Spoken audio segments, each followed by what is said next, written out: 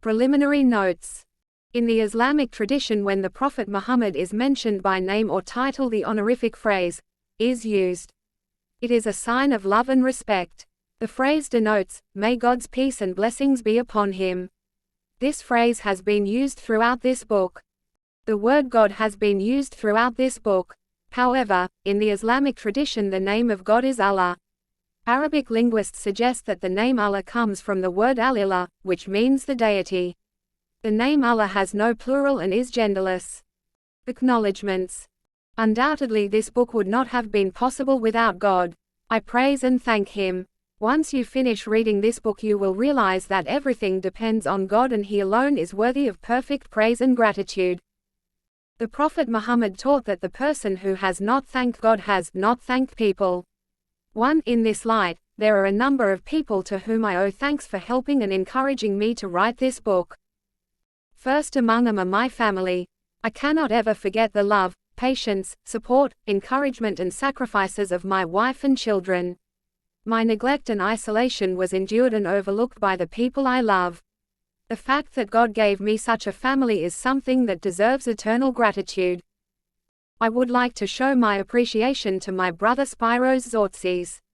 He was an early intellectual inspiration in my life. We shared the same bedroom for over 2 decades. His ability to think outside of the box and explore new ideas planted intellectual seeds in my mind, the fruit of which is this book. I would like to thank my sister Harris Zortzis. She has always supported me and never defined me by my faults, always by my strengths. My mother Andrula Zortzis is one of the most loving people that I know. Her undying love, energy and support have shaped who I am. My father Petros Zortzis has always been my hero. His patience, tolerance, love, humility and wisdom have inspired me. I can never repay my parents. Anything I say cannot truly express the gratitude that is due to them. I pray that God guides and protects my family, and that He grants them long, healthy lives full of joy, love and piety. I pray that He continues to unite us in love. I want to thank my friend Imran Hussein. Imran reviewed the book and provided significant input. His contribution to Chapter 3 was extensive. I am also extremely grateful to my friend Sabur Ahmed, who provided important contributions and moral support. I want to express my deepest gratitude to Abu Huraira. He is one of the smartest people I have had contact with. Although we have never met, due to our similar interests we have exchanged ideas. He reviewed the book at its early stage and his input was beyond significant. Without his incisive criticism and contribution, this book would not have been possible. I would like to thank the author and academic Sir Farooq Chowdhury. Our friendship has inspired me to pursue further studies in Islamic thought and philosophy. His review of the book and scholarly contribution was extremely helpful. I would like to thank Asif Uddin, who spent hours researching various Islamic classical texts. His input and corrections helped shape the character of the book. I am ever grateful to my friend Adnan Rashid. His review of the book and his contribution to Chapter 14 was extensive. I would also like to express my gratitude to Dr. Atif Imtiaz and Sharif Rundawa for their important suggestions and advice. I would like to thank Tala bint Abi Bilal, who did a last-minute review of the entire manuscript. I am grateful to Ghazi Manai, Farhad Taslim, Dr. Muhammad Gillan, Anthony Green, Salahuddin Patel, Joni Molla, Essa Khan, Abdullah Mekki, Mohsin Khalid, Zinat Bibi, Abu Zakaria and Zakaria for their noteworthy support and contributions. Finally, I would like to thank John Payne for his editorial work and FB Publishing for their support in making this book become a reality. There are many more people whom I should show my appreciation and gratitude to. However, anyone that has been left out, know that your reward is with God, and what is from Him cannot be compared to anything in this world. Contents. Preface. My journey. Chapter 1 Atheism, its definition, history and growth. Chapter 2 Life without God, the implications of atheism. Chapter 3 Adversaries of reason, why atheism is irrational. Chapter 4 Self-evident, why atheism is unnatural. Chapter 5 A universe from nothing, the Quran's argument for God. Chapter 6 The divine link, the argument from dependency. Chapter 7 Denying God, denying you, The Argument from Consciousness Chapter 8 Divine Precision, the Designed Universe. Chapter 9 No God, No Good, God and Objective Morality. Chapter 10 Divine Singularity, the Oneness of God. Chapter 11 Is God Merciful? Islam's Response to Evil and Suffering. Chapter 12 Has Science Disproved God? Deconstructing False Atheist Assumptions.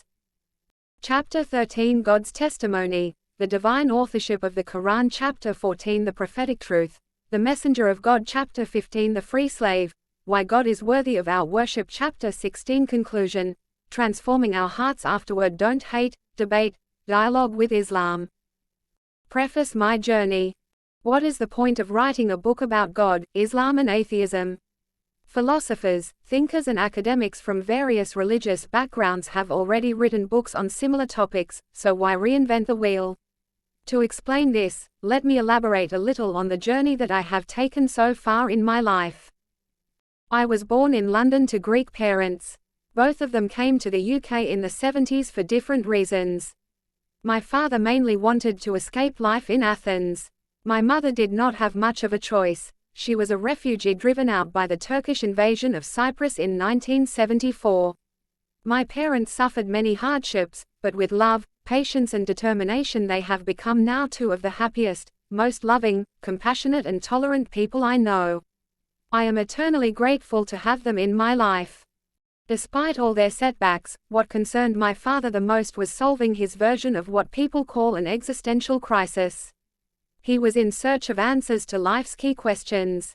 His journey led him to acquire an array of books. At home, I had access to a wide range of literature, from the power of positive thinking to the science of the mind. My father was always immersed in his books and constantly shared his ideas with us. I was the middle of his 3 children, and none of us had mature enough minds to comprehensively grasp what he was saying. Being brought up in this background, I picked up my father's existential anguish, and I began to ask questions about the basis of my own existence. I still remember how, at around the age of 11, I would go into the bath and sit in the tub for a while, crying. I felt so lonely. What occurred to me was that I was the only one conscious of my existence. See Chapter 7. Only I knew what it was like to be me, whether I was alone in the bath or playing with friends in the park. This created a sense of doubt about the existence of other people's conscious lives. Were they really conscious? Did they exist in a real sense? What were they feeling? What were their conscious experiences when I was not there to witness them? Later in life, I learned that this was a form of solipsism, which is the view that you can only be certain that your mind exists. Nevertheless, it was a profoundly lonely experience, which I believe was the emotional driving force to find answers to very important questions in my life. This experience instilled within me that the concept of truth is very important. In my search for truth, I used to engage with my friends and ask them questions about their beliefs. I was so fortunate to have connections with people from myriad ethnicities and cultures. This was one of the blessings of being brought up in the London borough of Hackney. I felt that without knowing the truth, life seemed unreal and illusory.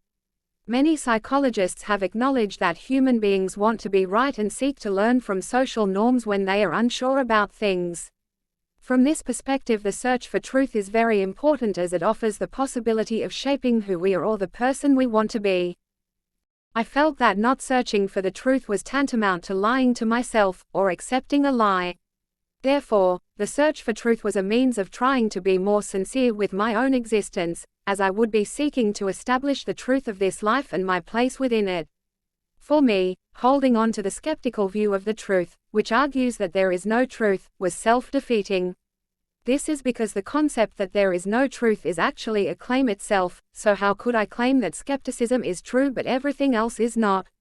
This is the inconsistency of the skeptical view. A skeptic would claim the truth of skepticism but would deny all other truths. Consequently, no matter what position I held, I still had to accept a truth. When I first learned about Islam, 2 aspects fascinated me. The first was the certainty that emanated from my Muslim friends. The second was their social and spiritual practices. Both eventually led me to accept Islam. This is not the space to go into detail about my conversion, but there was a point when, although I was intellectually convinced in the rational foundations of Islam, that still was not enough for me to embrace Islam. So I started adopting two practices. First, I started to learn some chapters of the Quran in Arabic and pray several of the 5 daily prayers that Muslims carry out as part of their spiritual practice. When I used to prostrate, which is a part of the Islamic prayer, I would talk to God, asking for His guidance. I did this after receiving a spiritual insight of my brother's friend, Amir Ilahi. He was studying medicine at university, but he would visit my college campus and give us advice. Since I had Muslim friends, I would listen to him, echoing the words of the Prophet Muhammad. Amir once said that you are closest to God during prostration, so speak to Him. I found this profound because the face reflects who we are. Many times it represents our ego and vanity, yet Muslims humble themselves and acknowledge that they are nothing compared to God. In that submission they find themselves servants of the one that created them. In prostration, the physical station of humility and egolessness, Muslims speak to God. So I started talking to Him too, and begged for guidance. Dr. Amir Ilahi is now my friend, but I do not think he knows the impact of those few words he spoke to me over 15 years ago. Second, I began to have more conversations with a school friend of mine, Moinil Ahmed. He would come to my house and speak to me about Islam, and I would ask him questions. However, early on in the process I was intellectually convinced, but my heart was dead. Nothing I knew about the truth of Islam had been internalized.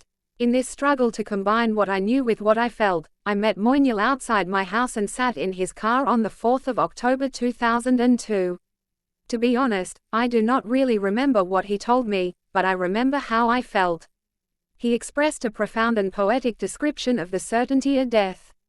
I cannot recall the exact words. To do so would be like catching a black cat in the dark. However, it hit me hard and somehow opened a door that seemed to have been locked, allowing my certainty in the truth of Islam to affect my heart. Human beings do not enjoy thinking about death. It creates the realization within us that all of the attachments we have built in this world will cease to be. Significantly, it awakens us to the brutal fact that we will no longer exist on this planet. We have to face the reality of an inevitable personal apocalypse. There have been many philosophical theories about death.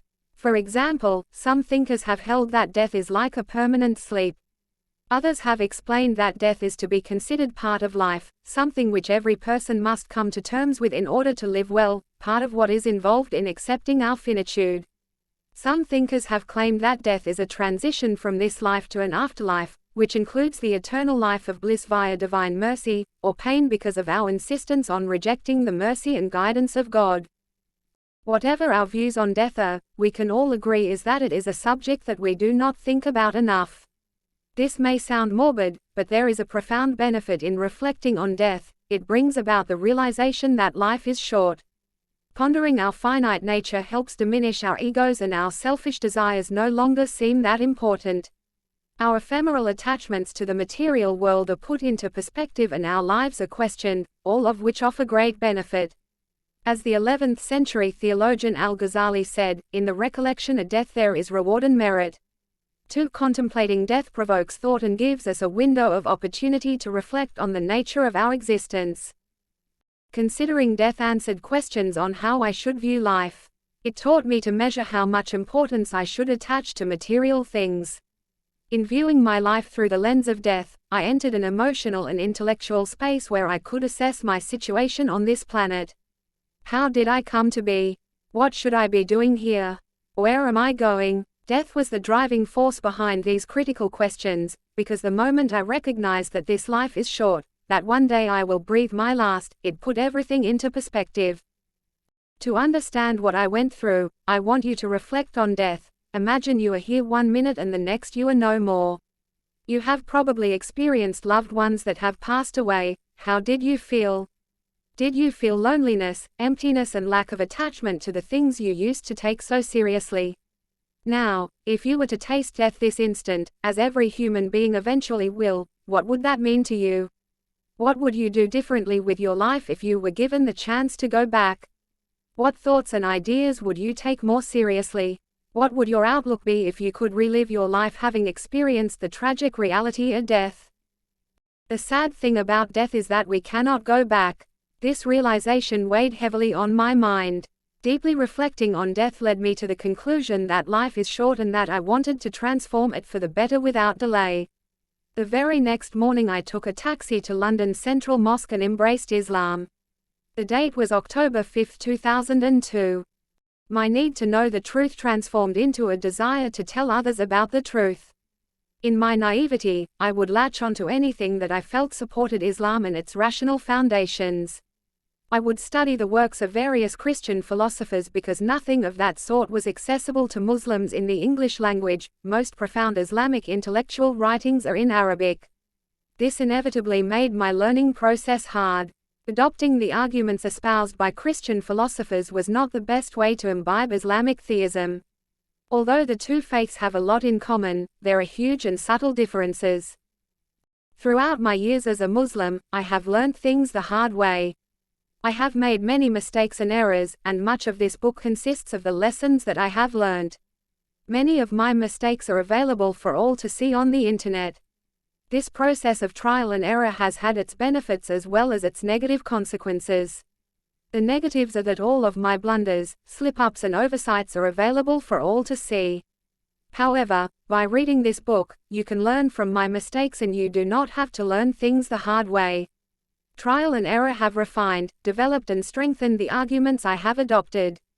This journey has also made me appreciate that tolerance and compassion are among our highest virtues. These experiences also challenged my views on my own faith, and helped open the door to find out that Islam is a compassionate tradition. Through the Prophet Muhammad's teachings, I understood compassion beautifies everything. I have tested my ideas and arguments with some of the brightest atheist minds in the world. I have debated prominent atheist academics and thinkers from a wide range of intellectual backgrounds. Some of my interlocutors have been Professor Simon Blackburn, Dr. Brendan Lava, Dr. Stephen Law, Professor Richard Norman, Dr. Nigel Warburton, Professor Peter Simons, Professor Lawrence Krauss, Professor Graham Thompson, Dr. Peter Cave and Dan Barker. I have even had a brief street discussion with Professor Richard Dawkins, but unfortunately we were interrupted and Dawkins made a quick exit. The topics we have debated range from can we live better lives without religion? To can consciousness be best explained by God's existence? And Islam or atheism, which makes more sense? 3. These debates have facilitated improvements to my arguments. It has been a huge blessing, and those who are familiar with my work have seen that I have evolved from mirroring the arguments of analytical philosophers to developing positions rooted in the Islamic tradition. This does not mean I have thrown away the baby with the bathwater.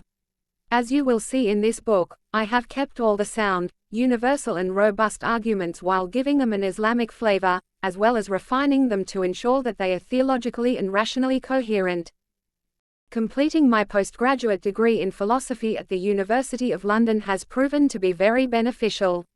My ability to critically challenge and support philosophical views has improved.